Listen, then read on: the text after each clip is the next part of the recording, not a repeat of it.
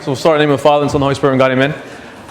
I just wanted to first thank Sayed. This is one of the coolest things in the world is to be able to speak somewhere in front of your mentor. Sayyidina was actually the first cleric ever in my life to hear my confession. It was actually at a retreat like this when I was like the furthest, like Sayyidina was really kind. He just said I was young, but I was also young and dumb and funny looking. Like a lot of things were even more than this, if you can imagine that. So Sayyidina was, if anyone is to blame for me becoming a Christian, thanks Sayyidina. So this is, you're welcome, I'm here. The second best part after meeting His Grace then was that he gave me a shout out on Twitter one time. That was like, I just want to thank my mom. He's got a blue check and everything, it's amazing. So, verified. He is verified, yeah. So actually speaking of Twitter, if you guys want to tweet stuff for this weekend, I know there's a hashtag, and we have a hashtag for this talk. It's hashtag modern culture. And I'll retweet you. I have 12 followers, and they're all going to know, that you retweeted about this. So just for whatever it's worth. So our topic, like Sayyidina introduced us for this weekend, is God today. And one of the many great things that I was taking notes when Sayyidina was talking, he said, modernity does not equal ungodliness, right? It doesn't mean modernity is not ungodliness. What we're talking about now is modern culture. And when they first gave me the outline, I figured, okay, I got to be the bad guy. They got to make the non-priest talk smack about culture. I understand. I don't wear black, just black t-shirts, but that's it. So I have to say how bad culture is, right? Right? When you see in the outline, say, okay, we're going to talk about culture, what do you expect? Culture's so bad. Canada's so bad.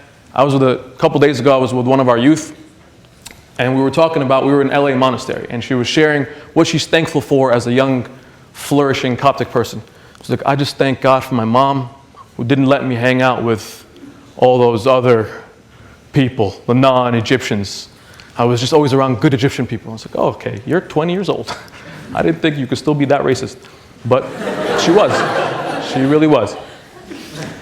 So the disclaimer that I have for you here is our conversation is not going to be the culture is all bad, okay? Because especially Canadian culture, you guys have amazing things. Like you have Tim Hortons and stuff. Like you put Nutella inside pastries. I don't know how you did that, but that's amazing, okay?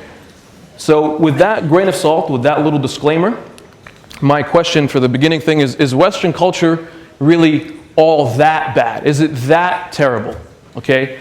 And one of the other things that happened as I was leaving the LA monastery was I met this new friend of mine, new Coptic dude, and we got really close in the car ride. It was a 3-hour ride from LA. He said, Mena, I just want to ask you a very personal question. I said, all right, maybe it's going to get biblical. We're going to whip out Ecclesiastes or something. He was like, I know you're from New York. I just want to know, Biggie or Tupac? I said, what? Ibrahim Ayed, like that's my answer. Why would you ask me that? So what I wanted to share with you in the beginning, before we get into the biblical conversation, is I researched a little bit of culture. I wanted culture to speak for itself. I don't want to be biased, okay? And I'm going to share with you what some of these classic cultural icons say about themselves. Just so we're fair, okay? So you don't complain about me to culture police, okay? So you guys recognize this guy? This is Chris Wallace, aka Biggie. And one of his more profound lyrics, this is from a real song, you can Google it. He said, when I die, I want to go to hell. It doesn't make sense going to heaven with the goody goodies. Dressed in black, I like black Tims and black hoodies. Profound, I think. Very, very deep. That was like, he gets a snap for that. We say, okay, maybe Biggie's older, okay? How about someone a little bit newer? Do you guys recognize a man by the name of Kanye? Yeah, we have some fans in the audience. That's wonderful.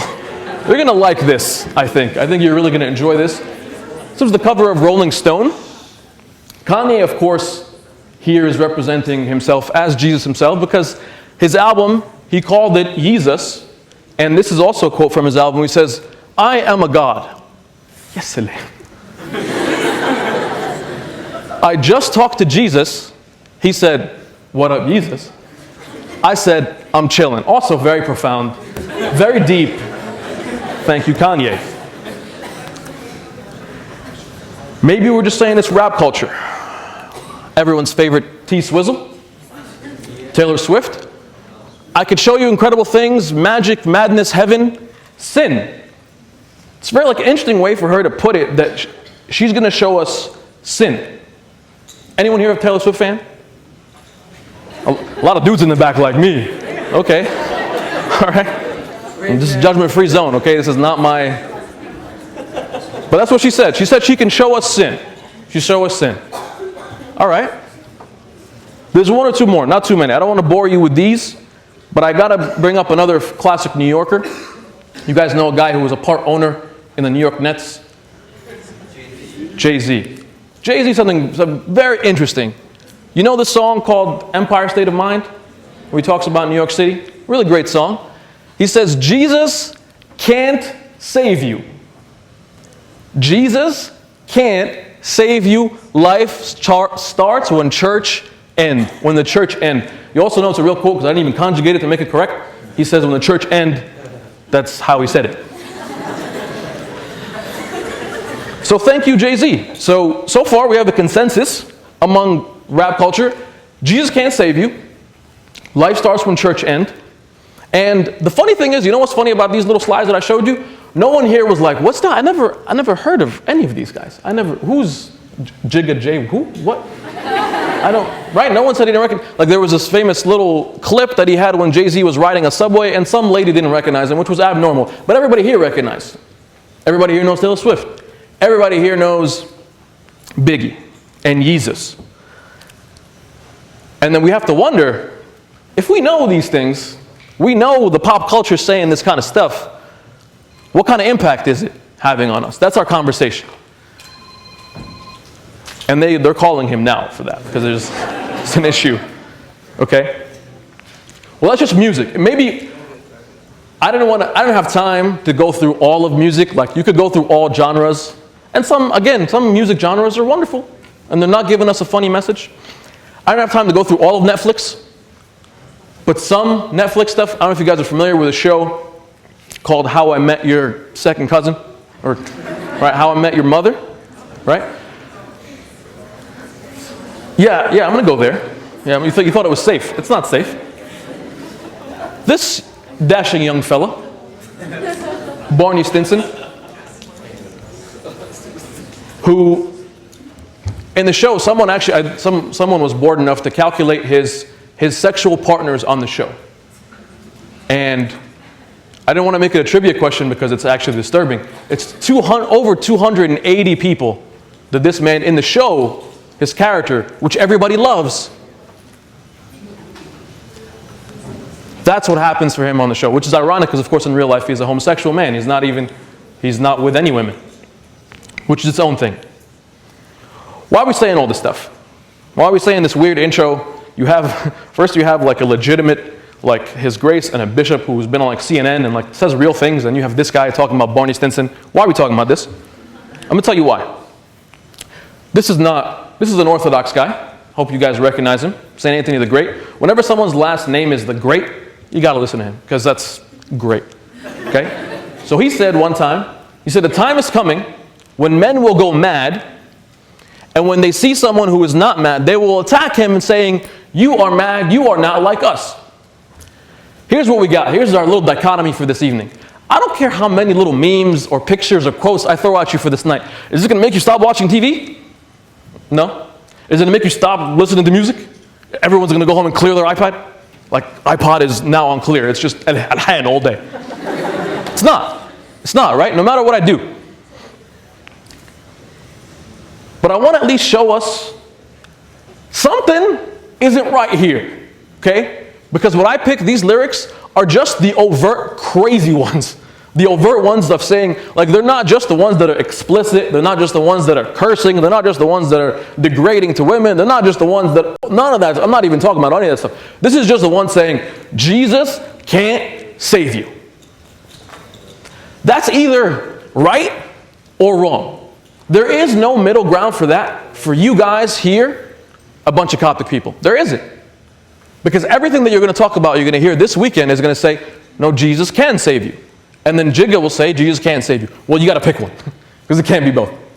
Even though he was also quoted as having another profound line, he said, I drove by the fork in the road and went straight. Yes, lamb. You can't do that, Jay-Z. You can't drive by forks in the road and go straight because you hit a tree. Okay? He didn't know that. But we sometimes do that. We right now, for the modern culture conversation, we want to be modern, we want to be cool, we want to fit in, we want to know what the music is, we want to know what the movies are, we want to be where we are. But we got to recognize something. There is some craziness in our society, in our culture. Some craziness, some measure of crazy. And if we're not attuned to it, then we're just lying to ourselves. We're just trying to pretend like something's not there. That's obvious, like staring us in the face. Whenever we don't even catch the innuendos, we don't catch the subtleties, they're flashing big red signs saying, we want to give you sin. Why would you use that vocabulary, Taylor Swift? That's weird. My question, though, for you tonight is this. Is this the disease? Is our problem? Like, if we had a couple of conventions and all of a sudden, like I'll be honest with you, I'm going to share with you some things that are personal this weekend. Hopefully you don't get too creeped out. We're friends. In my group of friends growing up, of my circle, and I'm not that old. I'm older than you, but I'm not that old.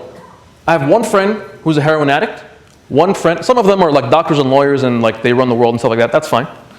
But within the Coptic friends, the 10 people I grew up with, there is an imminent, clear way that this poison affected my friends, affected people I know from church. And I ain't the only one. Am I? Is it just me? Just my church? Staten Island, New York? Whoop whoop. It's not, right? So we can't like keep saying to ourselves like, yeah, you know, I do all this, but nothing, I just listen to the beat. I watch the movie, but it's not like I want to do what the movie does. I binge Netflix, I watch some, series and stuff like that, but it's not like, it doesn't affect me, it doesn't affect my behavior. Our conversation tonight is defining what culture is, and for this question, so let me answer it to you this way. Culture, when we're going to define it, in a non-technical way, if you were to Google it and look on Wikipedia and stuff like that, you might find more complicated things.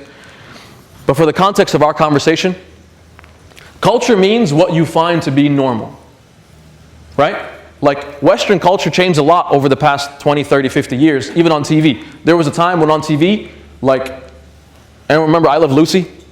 That was back in my day.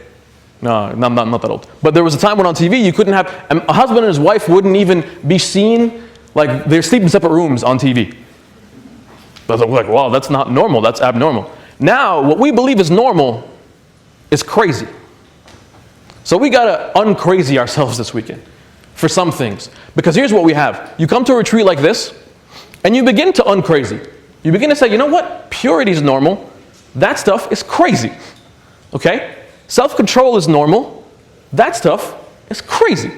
And then you go back to your res life, you go back to like university, and you go back to wherever you are, and they say, whoa, that stuff's crazy. This is normal. This is life. You're not really living if you're not doing this. So we got to at least be aware of it and say, we're going to uncrazy this weekend. We will decrazy, uncrazy, whatever you want to use.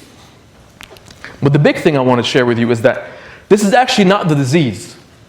This is a symptom. You know the difference between the two? Like, I'm a physician by practice, right? If I was to see someone in training and someone has a cough, if you just treat the cough, are you a good doctor? No, that's a symptom. There could be lung cancer or something. For us, this is not the main issue. This is not the root, the cause of it all. This is just a symptom. This is just what's showing on the outside is us getting wrapped up in this culture. On the inside for us is something way different. Because again, like I said, if we were to have these retreats and all of a sudden, say we have a breakthrough, say like all the things that the servants and the clergy are praying for, we don't have any more heroin addicts in the church. We don't have any more kids doing drugs and doing all that kind of stuff, and everyone's pure and stuff like that. Is that now, have we arrived at that point? Is that our goal? To not do bad stuff? Is that what Christianity is about? It's not.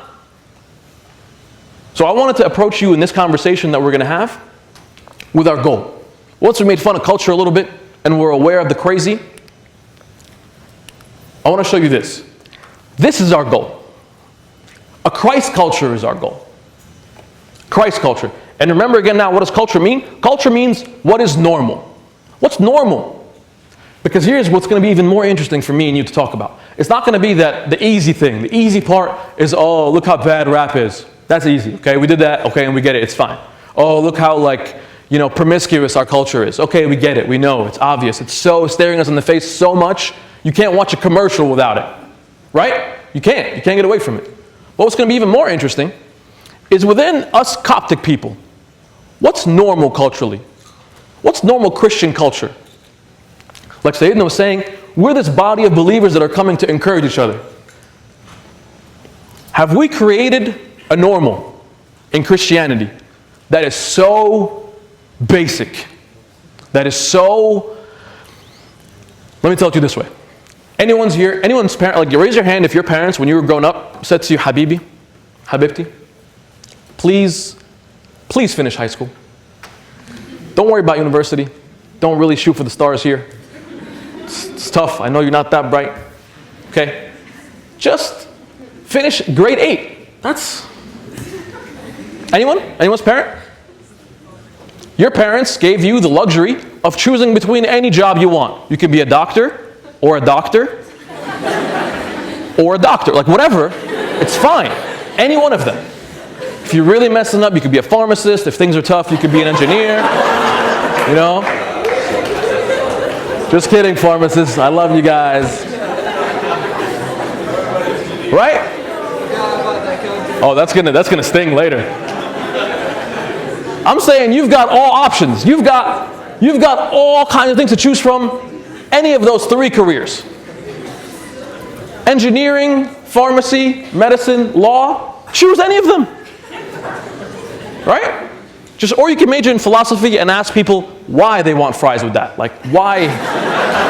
What's the reason? Thank you. Thank you.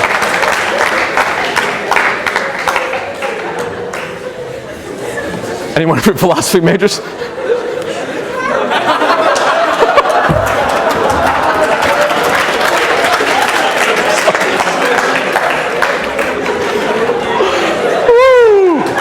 All right, so glory be to, I'm gonna go home, you guys.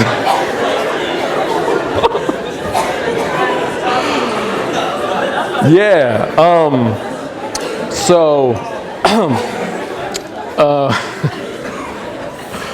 but you know what I'm saying? So you got that, our parents push us all academically. No one parent is gonna like settle for you being whatever, academically. How about spiritually? Where are we pushing ourselves and each other spiritually? Let's look at a little passage real quick. Daniel, this is a good dude, said he purposed in his heart that he would not defile himself with the portion of the king's delicacies, nor with the wine that he drank. Therefore he requested to the chief priest and the eunuch that he might not defile himself. Now God brought Daniel into the favor and goodwill of the chief of the eunuchs. Let me tell you something, just to be honest with each other. Culture is a choice.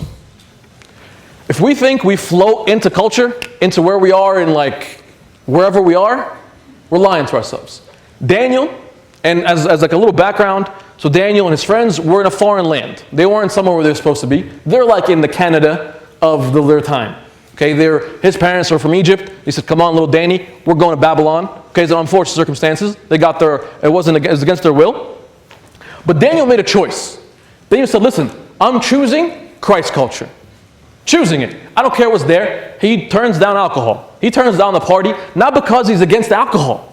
Not because of, it's not about him being like, I'm super conservative, little good boy Daniel. No. It's about Daniel purposed in his heart that he would not defile himself. Why? Because of God. For me, just again being honest with you, since we're talking about the early days, I used to do a lot of dumb things as a younger college kid, university kid.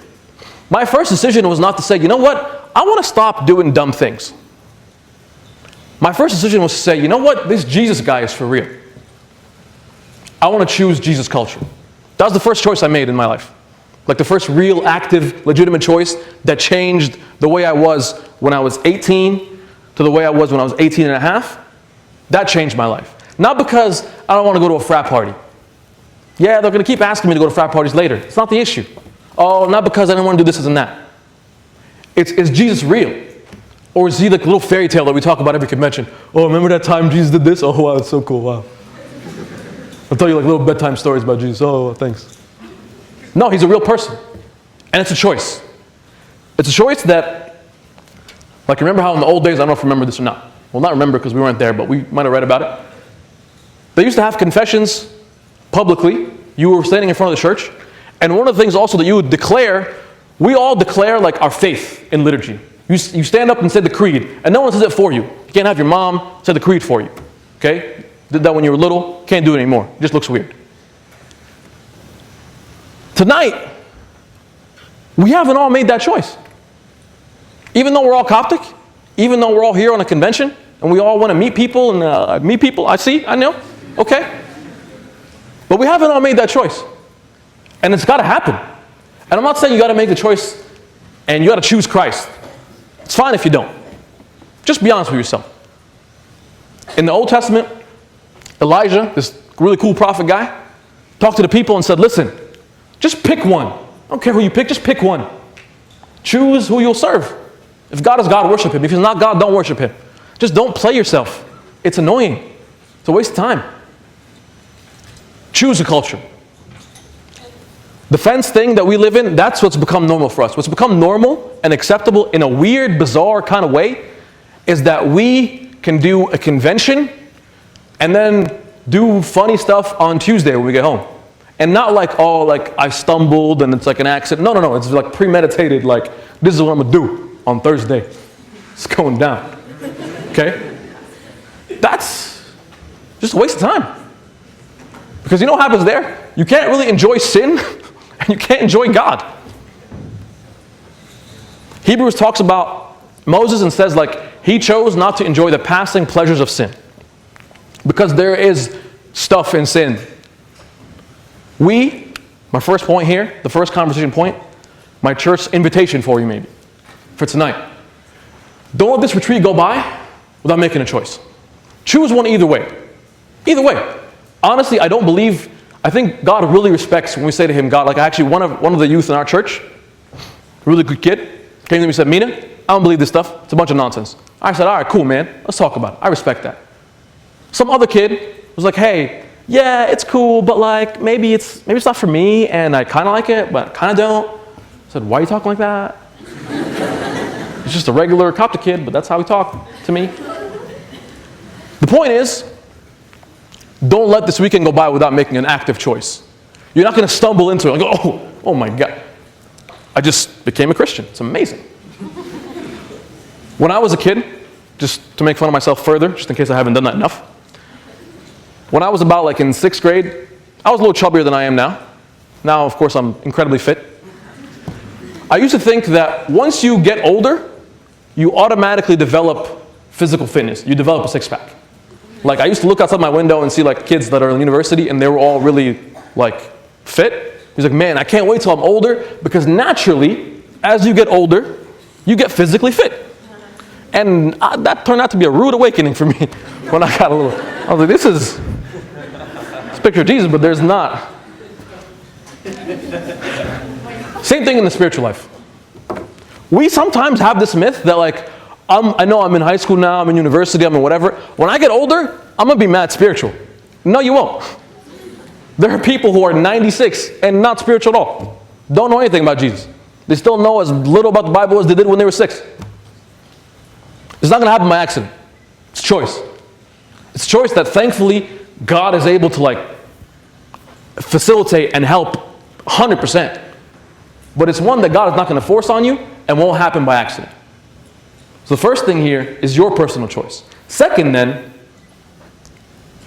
one of the things I want to tell you about, I just threw in the slide later. With your personal choice, like there's 2 things I want you to think about choosing. When you're choosing Christ, one, this idea of a zero tolerance that we develop for sin, and it's not about like what sin you do and what sin you don't. Like imagine this cup of water here behind me, right? Say, if you're thirsty, had a long night, and I offer you a cup of water. You can say, well, that sounds good, I'll grab some more. What if I tell you there's just a little bit of a contaminant in it? Like not a lot, like a little bit. A little bit of like human feces. It's not that bad, it's just a little. Why are you guys getting so offended? Just a little tiny, right? It's not. When it comes to sin though, is it just me or we think I don't want to like have a lot of bad stuff, but if it's a little bit, what's a little bit of poison going to do? A little bit of poison never really hurt anybody, technically. I mean, it's poisonous, it can kill you, but see what I'm saying? See how silly it sounds? Whether you're talking about this example of poison or water, that comes with our first choice. The second choice I want to tell you is for us as a community. Let's look at this passage from Jeremiah. I want to point you basically to the last part. Jeremiah 29, if you're ever familiar with it, it's one of like, there's 29, like 11. It's like a super quoted, totally misunderstood like passage, but it's cute, it's nice. People put it on their graduation gifts and stuff. Here God says to them, seek the peace of the city where I've caused you to be carried away captive. Pray to the Lord for it, for in its peace you will have peace. Again, Jeremiah, captive in a foreign land, not the usual. And God said, listen, you know what's going to be really transformative for you as a culture, as a community? Seek the peace of that city. Moving on from just you as an individual choice. For us now as a community choice, you know what our community choice is now? We come to a new land like Canada or America or whatever. Our sometimes perspective can be, how do we dwell in this land? We build a little Coptic island, a little Coptic embassy, and we put gates around it. Like I remember one friend of mine from a different church was like, Mena, you know it's like a dream of mine? I said, what? He said, we have like a little Coptic village with Coptic stores, Coptic gym. I said, wow, it's amazing. That would be so cool. If we have a little island and you need like a passport to go in, we got Coptic customs, like it would be efficient, things would be early, it would be a dreamland. That's a disastrous idea. That's not Christianity. That's never how we were supposed to think as a Christian culture. It's to huddle up together and watch out for the bad guy.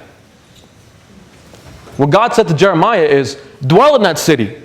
Dwell in your university. It's not about just you now making a little Coptic embassy. No, be there and seek the peace of that university. Be in that job, seek the peace of that job. What does that mean? If you were to seek the peace of a place, is the place where you are right now as a community, if I ask it to you this way, the way I asked my own church.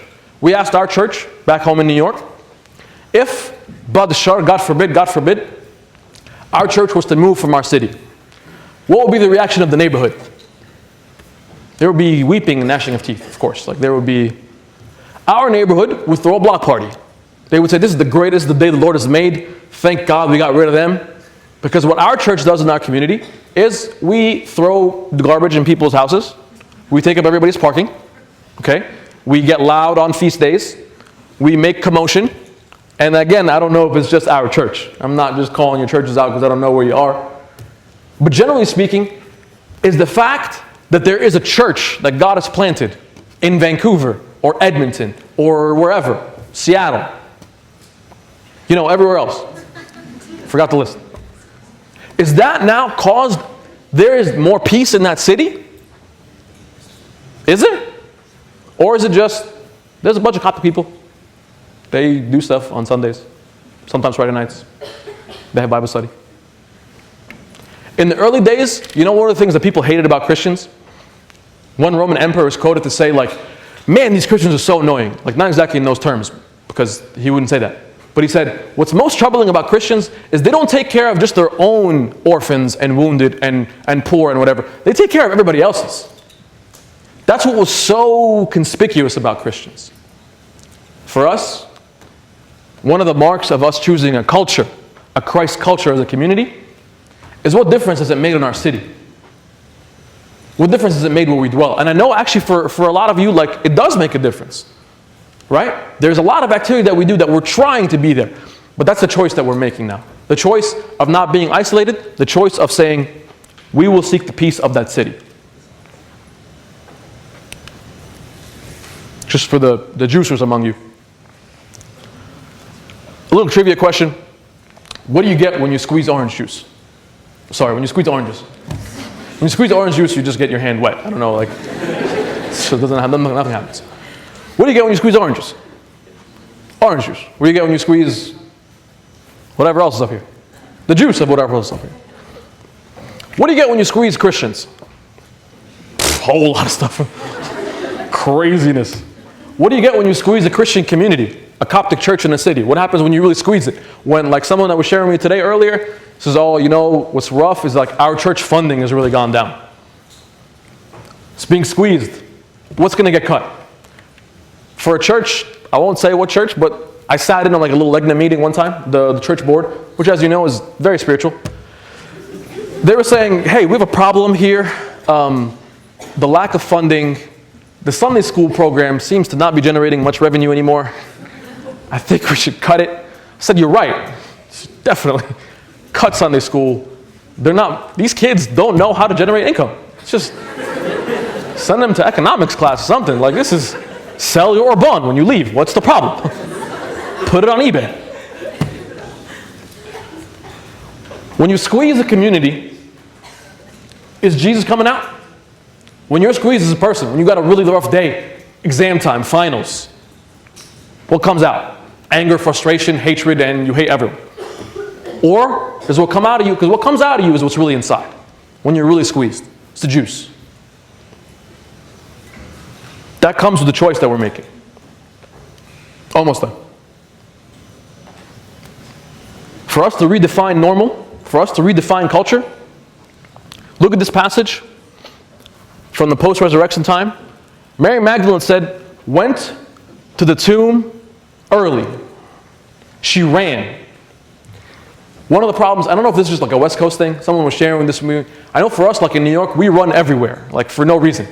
We're running everywhere. It's awkward and weird, but that's how we are, okay? But not just West Coast, but for us overall as like Coptic people, sometimes we feel like we're not running nowhere. Sometimes you feel like we're just coasting through the spiritual life and not getting up early to run. That's what happened with St. Mary Magdalene. And then also, later on in the passage, even St. Peter and St. John, it said they both ran together. And one disciple, John being the writer, said like, I outran Peter. He said like he outran the other one. St. Gregory of Nazianzus comments on this passage and said, for us to grow as a community, you got to be running together and you almost got to be running against each other. With again, like a little bit of competition. What's normal for us, biblical-wise? Are we running together in terms of how much we know the Bible? What's normal? Oh, Habibi, please read 8 verses. Thank you.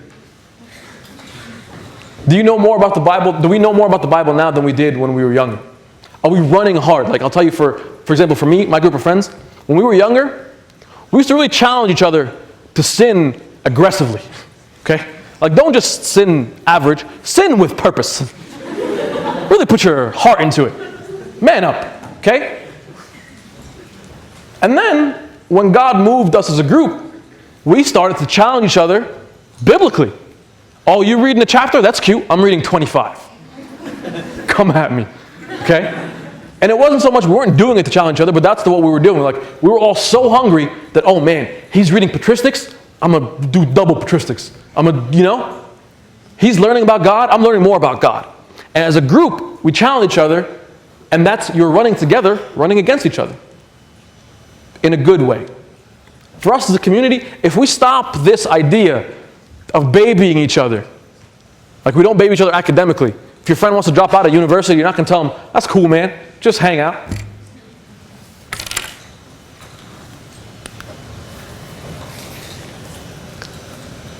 We'll actually skip this. Last thing I want to tell you is, again, going back to this Christ culture. Christ culture is the choice. Choice for us individually, choice for us as a community. It's attainable, and it changes us, and it changes our city. Hopefully, by the grace of God, over the course of this weekend, we all make a choice. None of us leave this weekend going by a fork in the road and going straight. No one wants to do that. You paid too much money, you flew too long, you drove too long. I know you went to the beach and stuff, but still, it's just too much work to let it go to waste, hanging out and playing salah or whatever you do on the retreats, right? Like, that stuff's fun. But I'm just inviting you for this weekend. The choice of culture begins tonight for us. Okay? Okay? And glory be to God forever.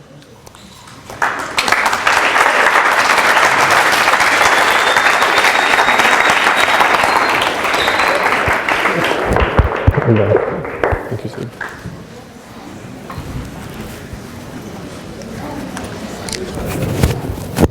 So many.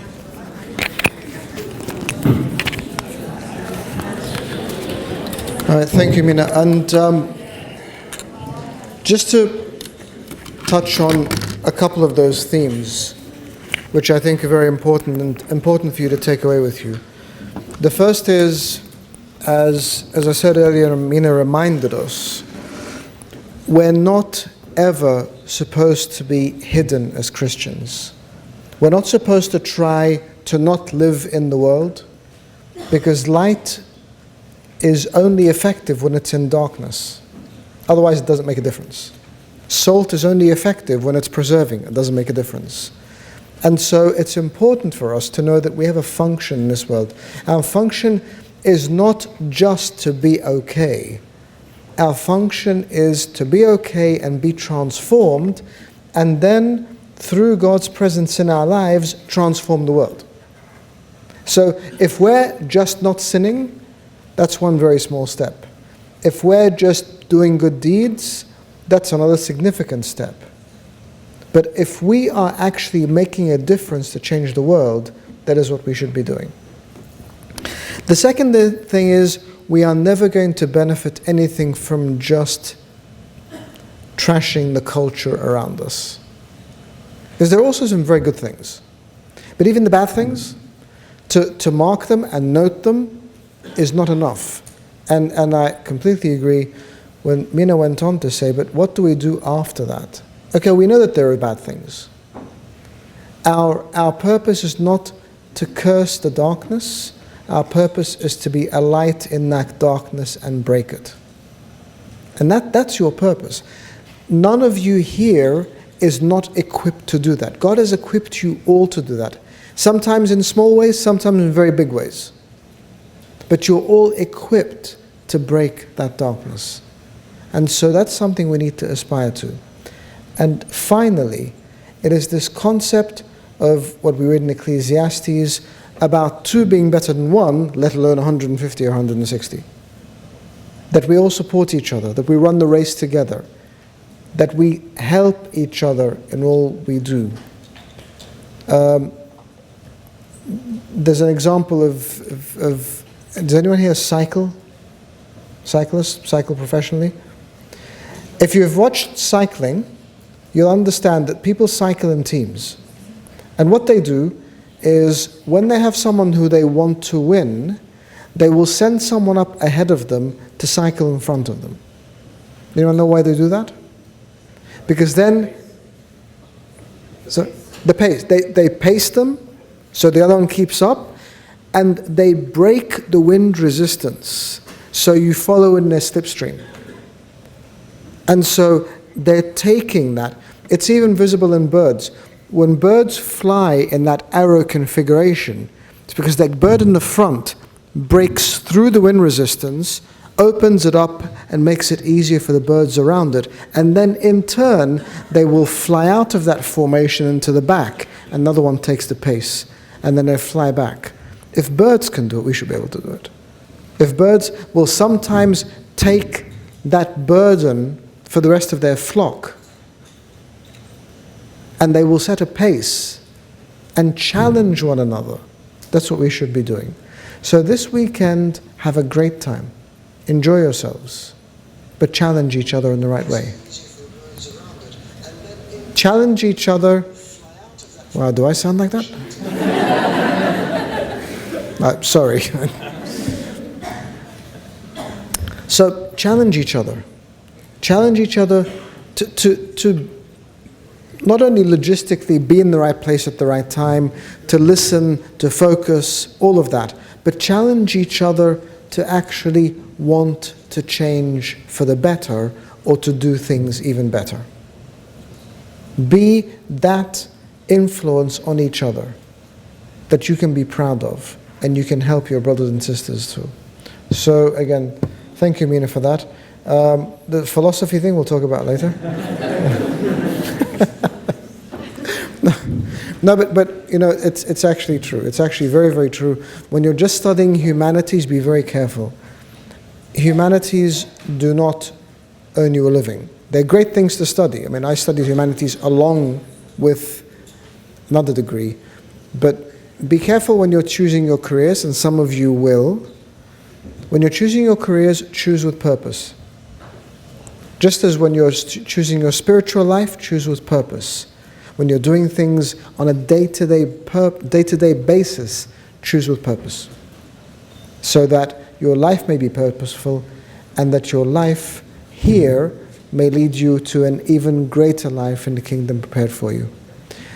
Before I leave you, one thing, liturgy tomorrow. Okay? We're starting Hamal, procession of the Lamb at 8:30. Deacons, be down here before that, because there is still matins to be prayed before that.